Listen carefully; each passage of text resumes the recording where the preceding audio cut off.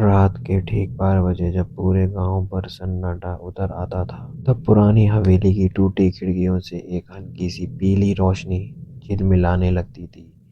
गांव वाले कहते थे कि वह हवेली आज शापित है। जो भी उसके अंदर गया कभी लौटकर नहीं आया।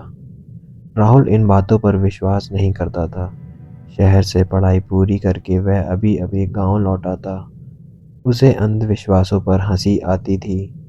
एक रात उसने अपने दोस्तों से कहा, कल मैं उस हवेली में जाऊंगा और साबित कर दूंगा कि वहाँ कुछ नहीं है।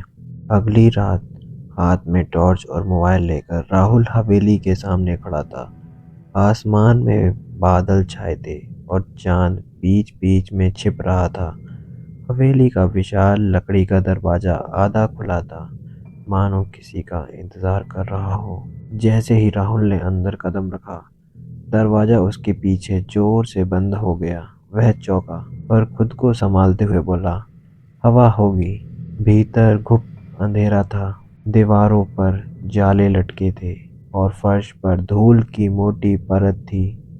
उसकी टॉर्च की रोशनी में टूटी हुई तस्वीरें और पुराने फर्नीचर की परछाइयां डरावनी आकृतियां बना रही थीं। अचानक उसे ऊपर की मंजिल से पायल की हल्की सी आवाज सुनाई दी।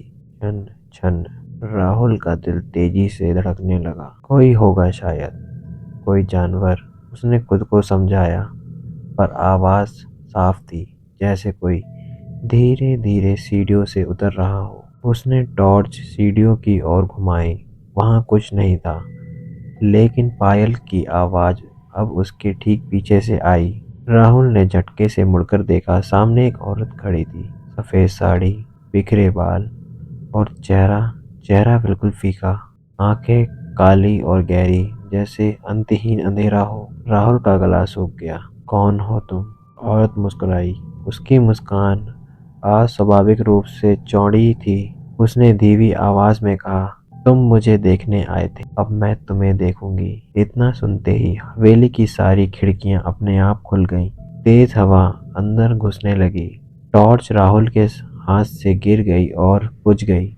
अब सिर्फ वही पीली रहस्यमय रोशनी थी जो ऊपर के कमरे से आ रही थी। औरत धीरे धीरे पीछे हटने लगी, जैसे उसे ऊपर बुला रही हो। राहुल के पैर मानो उसके नियंत्रण में नहीं थे।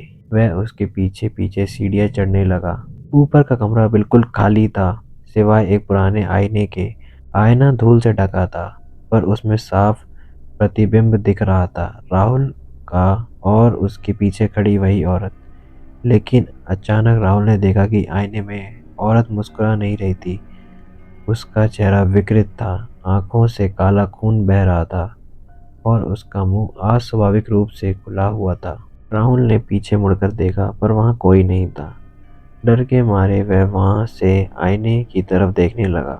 इस बार आईने में सिर्फ औरत थी। राहुल का प्रतिबिंब गायब था। नहीं, यह सपना है, वह बुदबुदाया। आईने में औरत ने हाथ बढ़ाया और अगले ही क्षण उसका हाथ आईने से बाहर निकल आया। ठंडा बर्फ जैसा स्पर्श राहुल की गर्दन पर पड़ा।